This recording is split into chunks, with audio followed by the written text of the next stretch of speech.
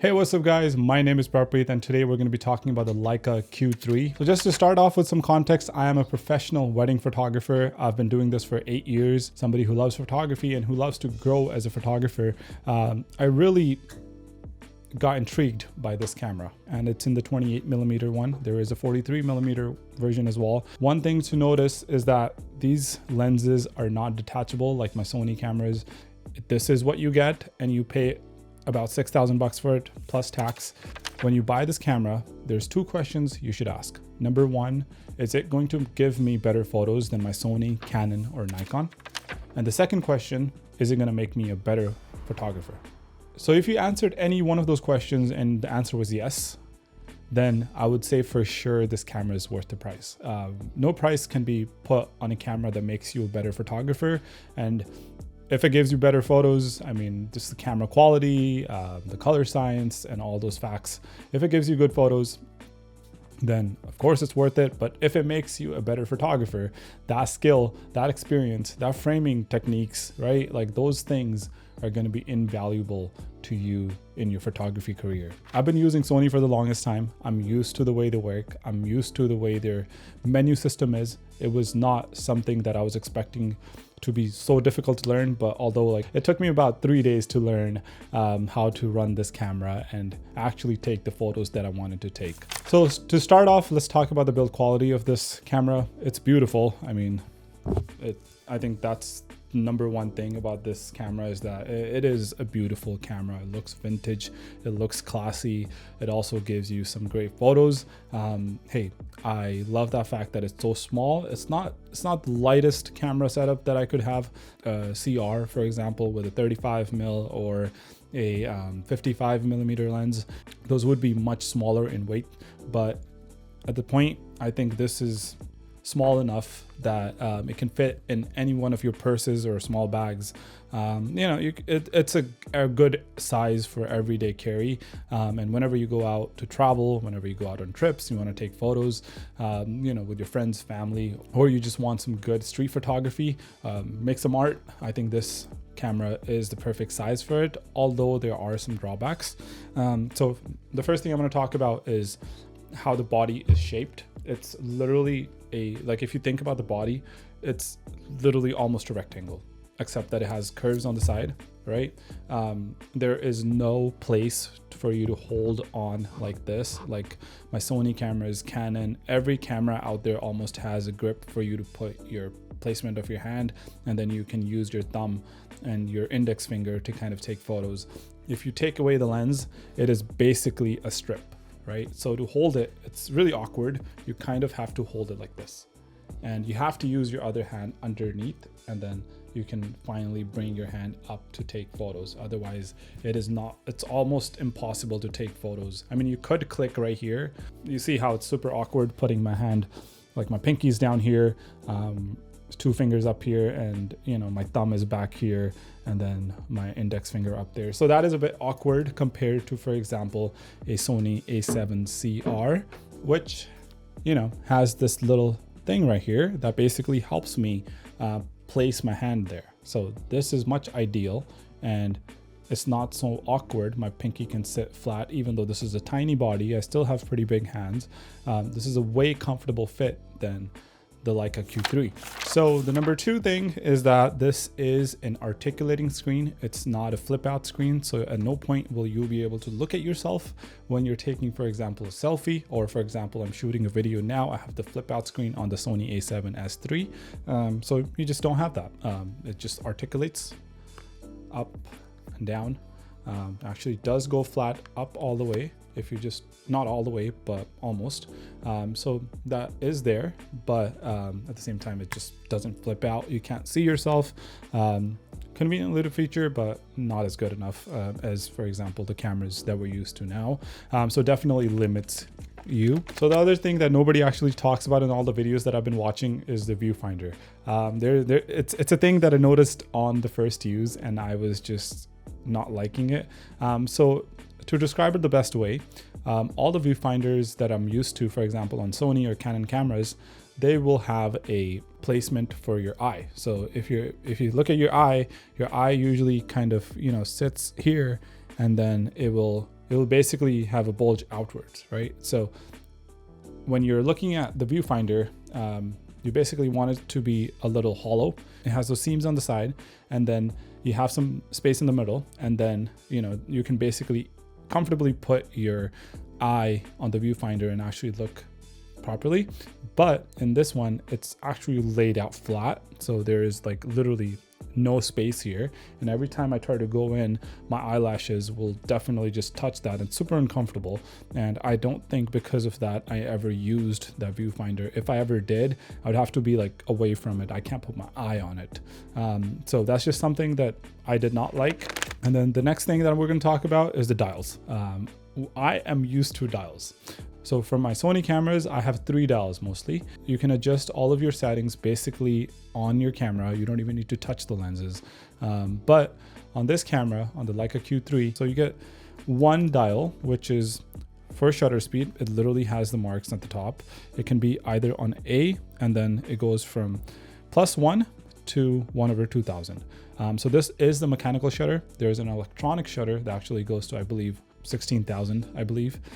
So that electronic shutter gives you way lower shutter speeds, but you do need to be in the electronic shutter for that. For your ISO, I actually had to adjust this side dial to use ISO adjustments with that.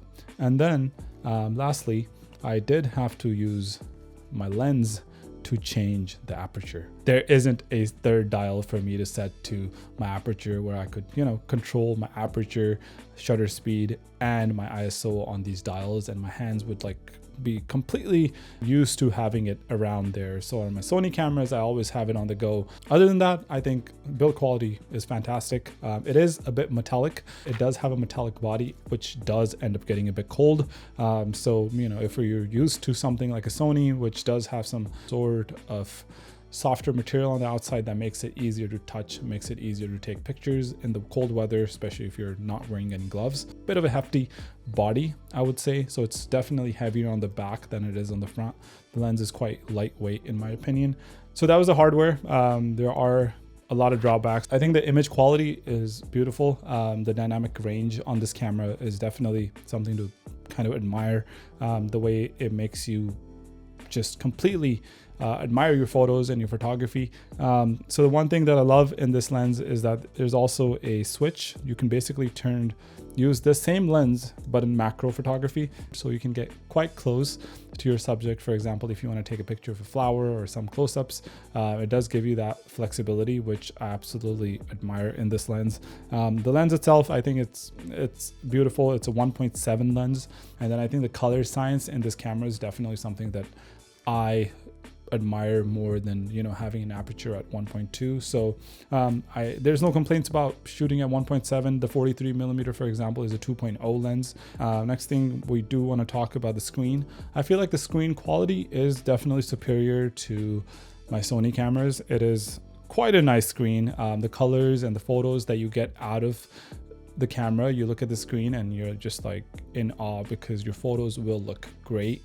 It gives you such a confidence boost seeing your images right away, and you just really love your photos. For example, the lighting, the colors, everything is almost perfect. The usability of this camera, for example, the application that is used for this camera, the Leica app, works flawlessly. I had no issues with it at all. Sony app always gives me problems, which frustrates me, but this Leica one worked flawlessly. So one thing that I find very clearly about this camera is that it's definitely taking away your freedoms, right? For example, you're not able to change lenses.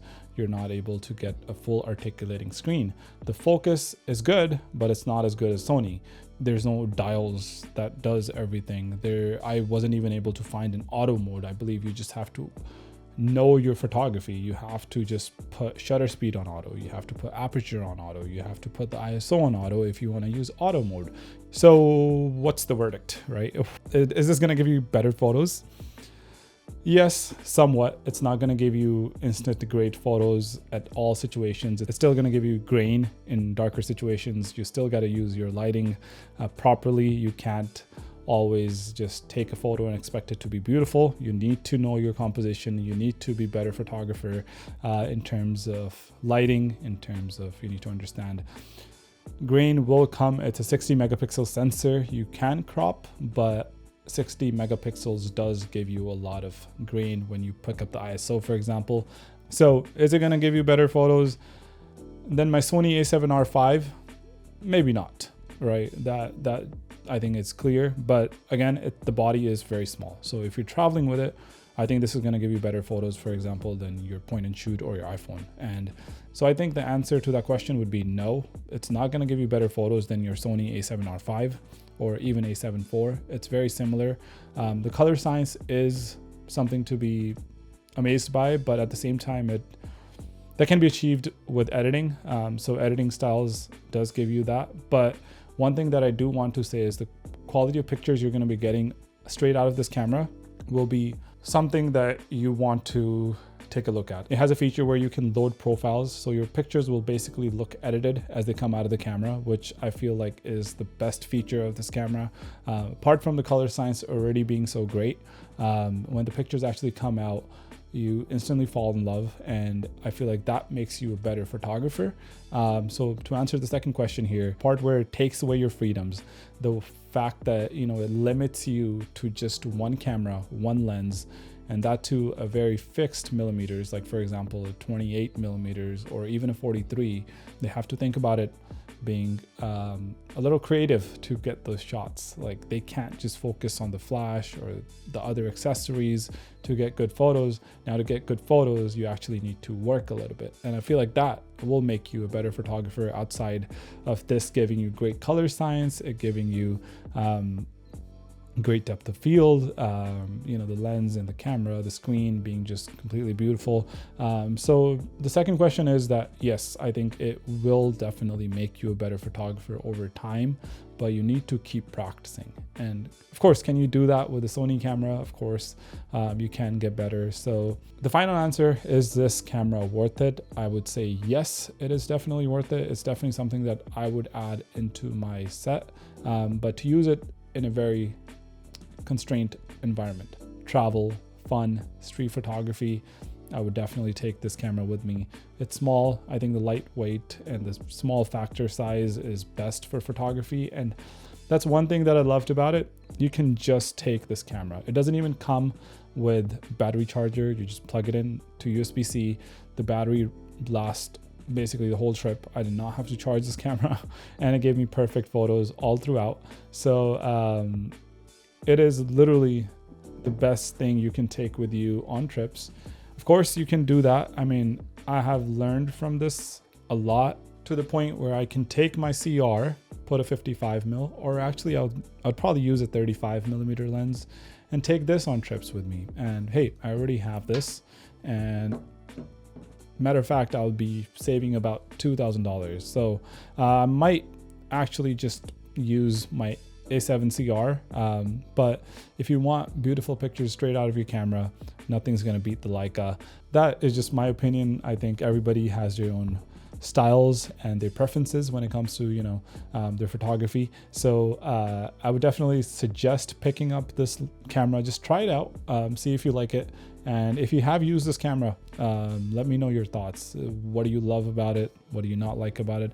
I do want to try out the 43mm just because it is closer to, you know, my style of photography. For example, in portraits, I would like something closer to 50 or even 85 rather than 28. 28 is very like landscape-ish, right? So I do want to try out the 43, see if I like that one better. So for now, I am going to be returning this, even though I strongly liked this camera. But if I'm going to be spending around $6,000 for a camera, I am going to make sure that it is the best one I could get. And so that's it for this video, guys. If you guys have any comments, if you guys have any questions, please make sure to, you know, comment them down below. Again, this was not a tutorial video. This was just a brief review, and I wanted to answer two main questions. Is this going to make you a better photographer with either your skills or better photos, right? So I think I've kind of tried to answer that. If you guys have any questions, again, please make sure to comment them down below, and I'll see you guys in the next one. Thank you for watching.